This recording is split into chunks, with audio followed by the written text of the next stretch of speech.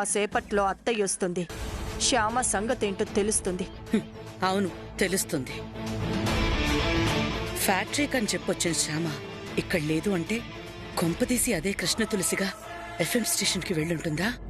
వసంత్ వస్తే తేలిపోతుంది కదా.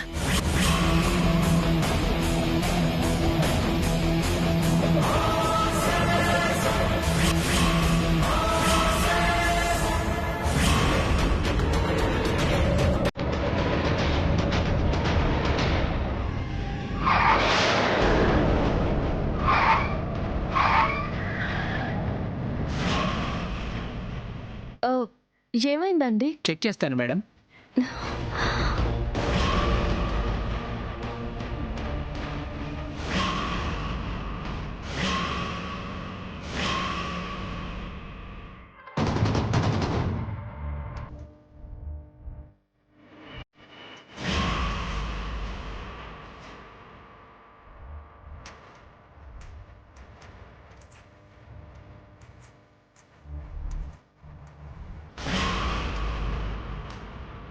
భయ్యా ఏమైంది?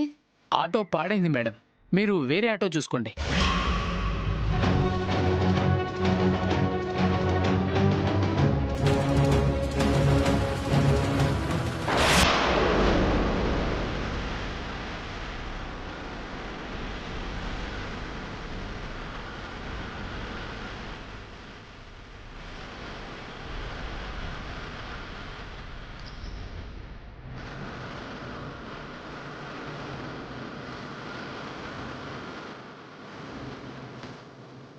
అత్తయ్య గారేంటి ఫ్యాక్టరీ వైపు వెళ్తున్నారు?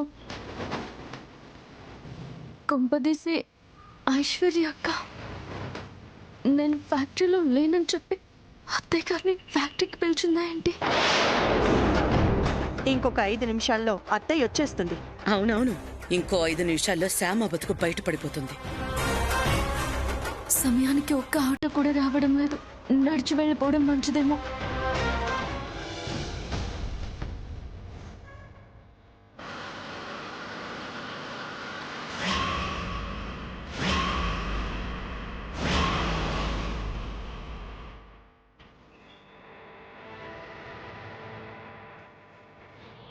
నమస్కారం అమ్మా. నమస్తే.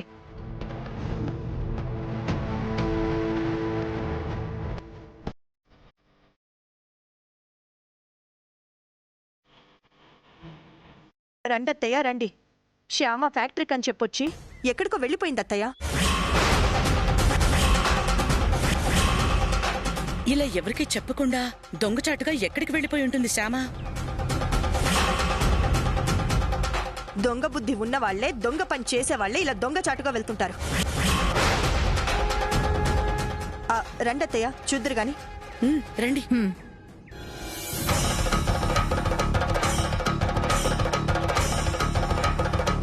త్వరగా తీసుకెళ్ళు, జాగ్రత్త. మేనేజర్ నమస్తే మేడం. నమస్తే. మీరొచ్చారండి మేడం? ఏం లేదులే, ఊరికే వచ్చాను. మా చిన్న కోడల్ని చూసారా? మార్నింగ్ చూశాను మేడం. మార్నింగ్ కాదు, ఇప్పుడు చూసారా? లేదు మేడం, ఇప్పుడు చూడలేదు. అంటే లోపల వర్క్ చేస్తున్నారు కదా, ఎక్కడ ఉండుంటారు మేడం. సరే పదండి చూద్దాం. అలాగే.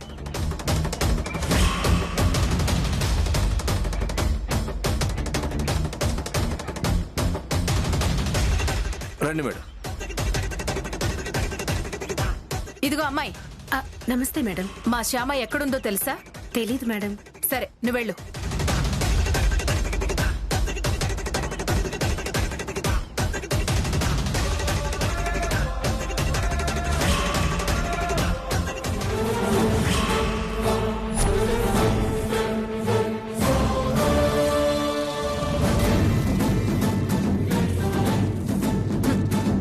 చూసారా అత్తయ్య, ఎక్కడా లేదు. బి బ్లాక్ లో చూద్దాం పదండి.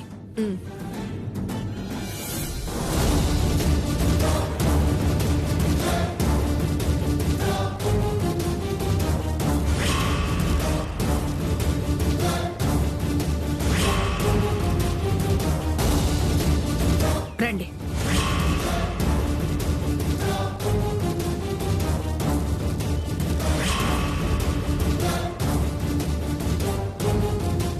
ఏమ్మా నమస్తే మేడం. మా శ్యామాని ఇక్కడెక్కడైనా చూసావా? లేదు మేడం, చూడలేదు. సరే వెళ్ళమ్మా. అలాగే మేడం.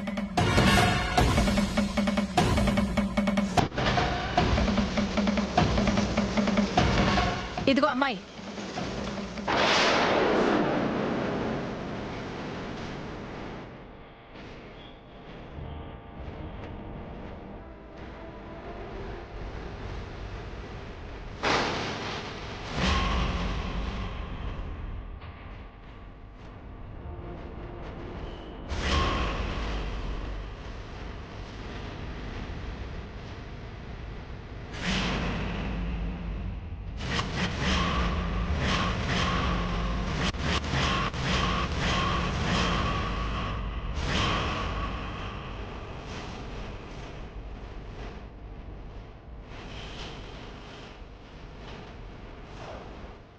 అత్తయ్య గారు, మీరెప్పుడొచ్చారు?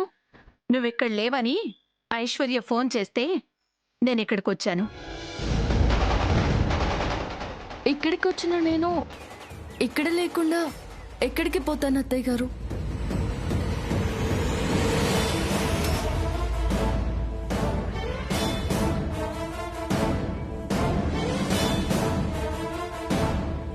ఇందాక మేము ఇక్కడికి వచ్చినప్పుడు నువ్వు కనపడలేదు. అక్కడ కారం దంచుతున్నప్పుడు అక్కడికి వెళ్ళాను. అప్పుడు మీరు వచ్చుంటారు.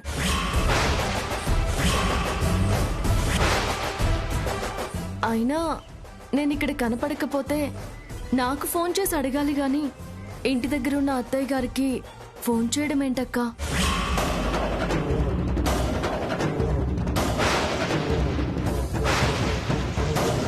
పాపం అత్తయ్య గారిని టెన్షన్ పెట్టడం ఎందుకు?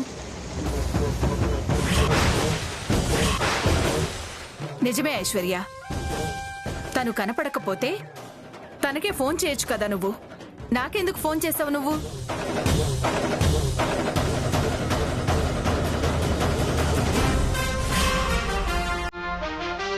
ప్రతిదానికి అనుమానించడం మొదలు పెడితే ఇలాగే జరుగుతుంది.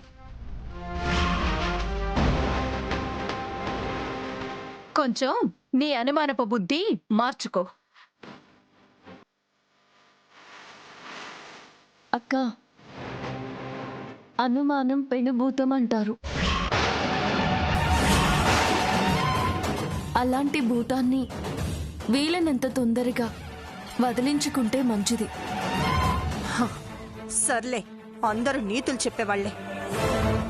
పదండి.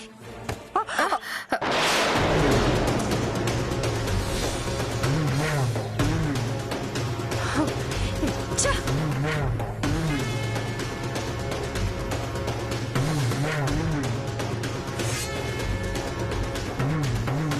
ఛ!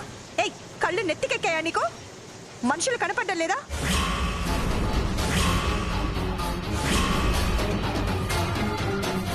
ఇంత ఖరీదైన చీర మీద పసుపు పోస్తావా?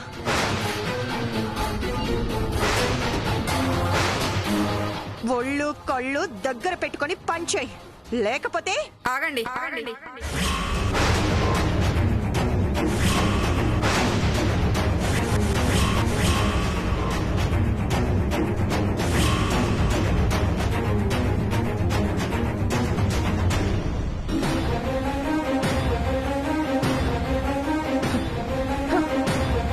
నేను ఒళ్ళు కళ్ళు దగ్గర పెట్టుకునే పనిచేస్తున్నాను. మీరే చూసుకోకుండా టర్న్ అయ్యారు.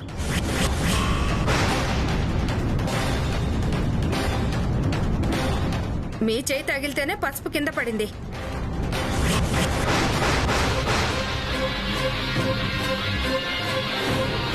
తప్పు మీరు చేసి నన్ను కొట్టడానికి చెయ్యెత్తుతారేంటి?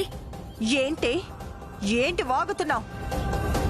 ఏంటే గింటే అని మాట్లాడారంటే మర్యాదగా ఉండదు మేడం.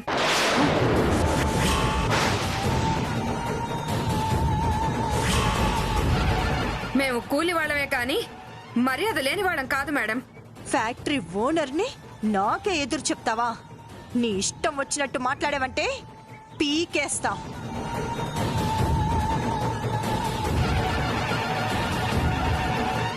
నిన్ను ఉద్యోగంలోంచి పీకేస్తా.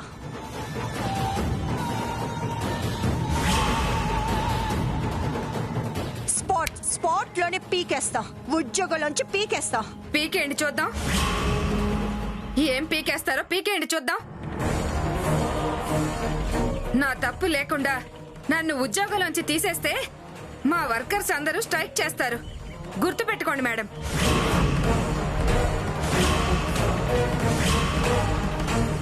ఐశ్వర్య, అనవసరంగా వాళ్లతో గొడవెందుకు? మీరు కూడా ఏంటత్తయ్యా ఆ లేబర్ వాళ్ళని సపోర్ట్ చేస్తారేంటి? అక్క తప్పు. అలా లేబర్ గీబర్ అంటూ చీప్గా నోటుకొచ్చినట్టు మాట్లాడితే ఎవరు పడతారు? తప్పు నీ వైపే ఉంది.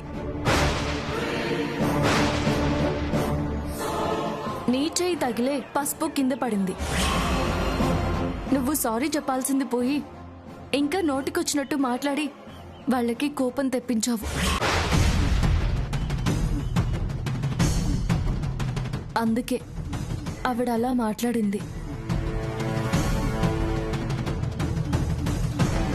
చేసిన తప్పుకి నువ్వు సారీ చెప్తే ఈ గొడవ ఇంతటితో సమసిపోతుంది.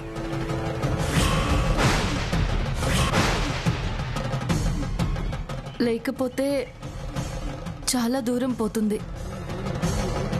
చెప్పక్క, సారీ చెప్పు.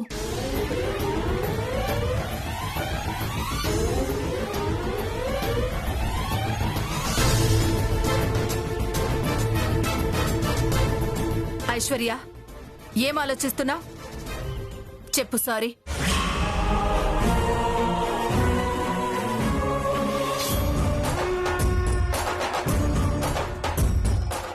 సారీ.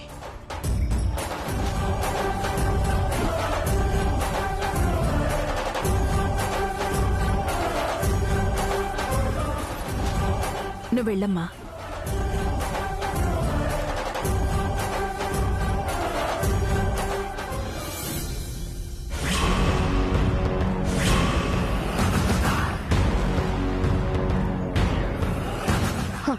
అవమానం మామయ్య గారు, ఇది చాలా పెద్ద అవమానం. ఆఫ్టర్ ఆల్ మన ఫ్యాక్టరీలో పనిచేసే కూలీకి నా చేత సారీ చెప్పించింది శ్యామ. ఆనంద గజపతి వర్మ గారి కోడలు ఓ కూలీకి సారీ చెప్పాల్సిన పరిస్థితి వచ్చింది. అది అత్తయ్య గారి కళ్ళ ముందు.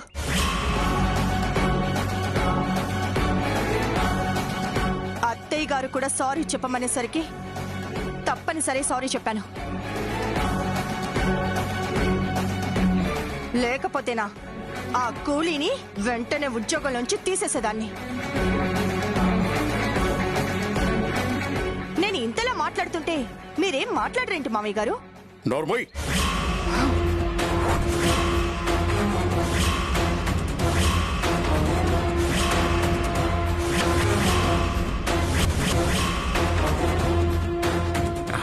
అని నువ్వు మాట్లాడుతున్నప్పుడు నేనంటే బాగోదు కదమ్మా.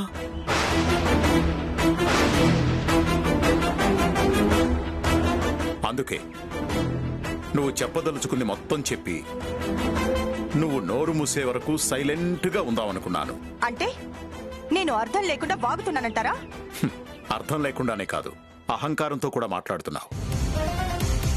నువ్వు ఫ్యాక్టరీ ఓనర్ కోడలు అయినంత మాత్రాన అక్కడి వర్కర్స్ తో ఇష్టం వచ్చినట్లు మాట్లాడడం సభ్యత కాదమ్మా.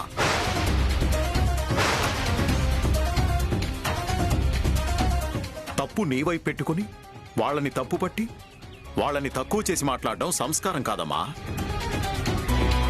సభ్యత సంస్కారం తెలిసిన వాళ్ళు కాబట్టి మీ అత్తయ్య శ్యామ నీ చేత వర్కర్స్ కి సారీ చెప్పించారు.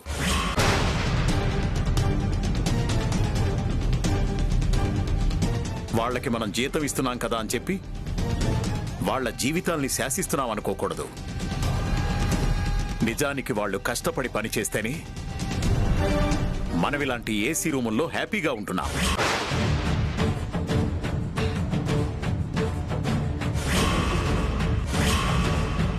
మన సంతోషానికి కారణమైన ఆ వర్కర్స్ ని చేతనైనంత వరకు సంతోషంగానే ఉంచాలి తప్ప ఇలా నోటికొచ్చినట్టు మాట్లాడి వాళ్ళని కష్టపెట్టకూడదు. ఇంకెప్పుడు ఇలా ప్రవర్తించొద్దు. నీ పద్ధతి మారకపోతే, మనుషుల్ని మనుషులుగా చూడకపోతే నువ్వే మనుషులకి దూరం అయిపోతావు.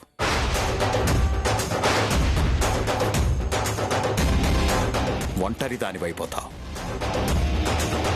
గుర్తుంచుకో.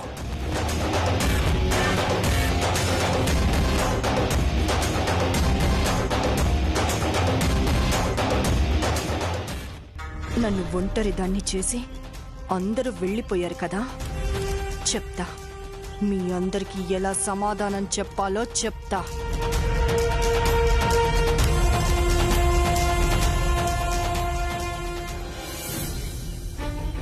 ఏంటి శ్యామను అనేది? అవును అఖిల్ బాబు, ఎఫ్ఎం స్టేషన్ నుంచి ఫ్యాక్టరీకి రావడానికి చాలా కష్టపడి రావాల్సి వచ్చింది.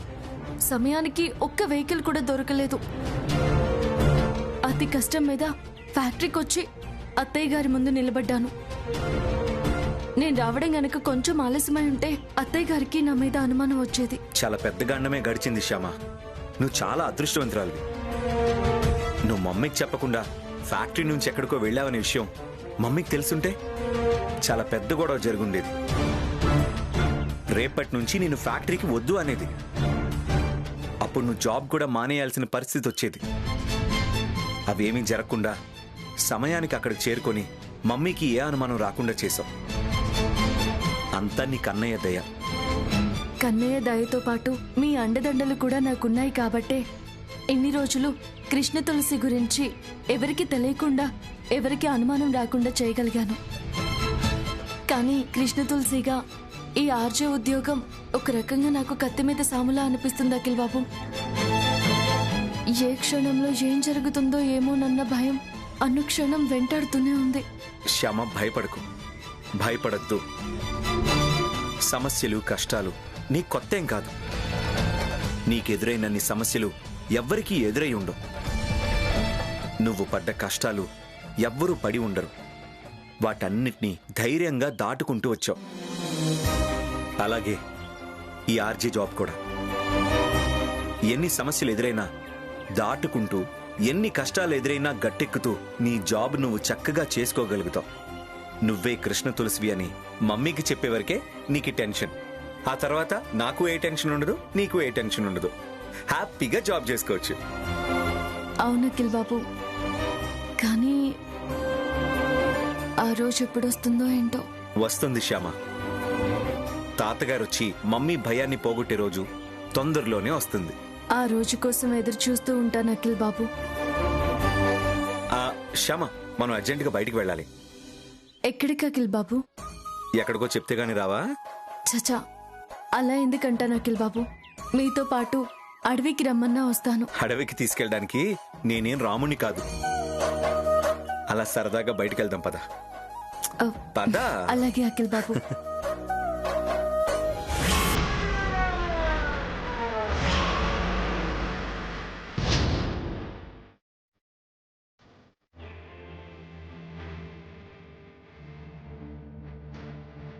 ఏంటి అఖిల్ బాబు, ఇక్కడికి తీసుకొచ్చారు? దిగు, చిన్న పని ఉంది.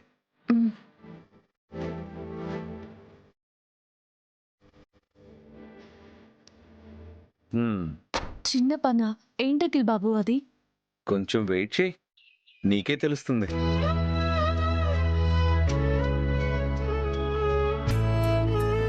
ఇక్కడ ఎవరూ లేరు కదా అఖిల్ బాబు. ఎవరూ లేని చోట మనకేం పని ఉంటుంది?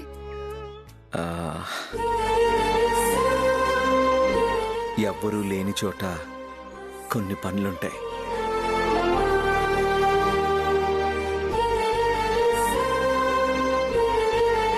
ఏంటా పనులు? ఆలోచించు, నీకే తెలుస్తుంది.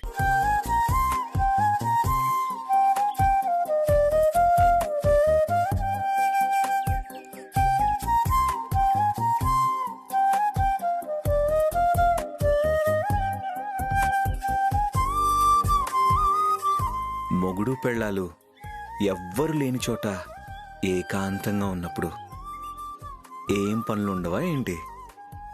అదే, మీరలా మాట్లాడకండి అఖిల్ బాబు, నాకు సిగ్గేస్తుంది. మొగుడు పెళ్ళాలు ఏకాంతంగా ఉన్నప్పుడు అలా సిగ్గుపడకూడదు శ్యామా.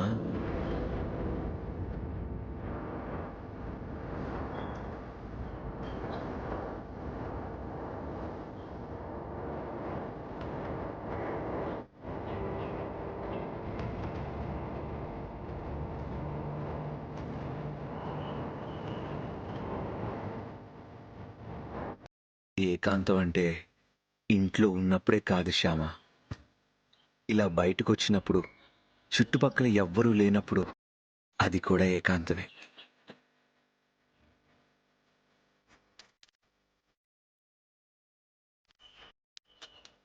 ఇలాంటి ఏకాంత ప్రదేశానికి వచ్చినప్పుడు, ఇలాంటి ప్రశాంతమైన ప్రదేశానికి వచ్చినప్పుడు, ఇలాంటి రొమాంటిక్ లొకేషన్కి వచ్చినప్పుడు ఏ డిస్టర్బెన్స్ లేకుండా ఉంటే చాలా బాగుంటుంది కదా.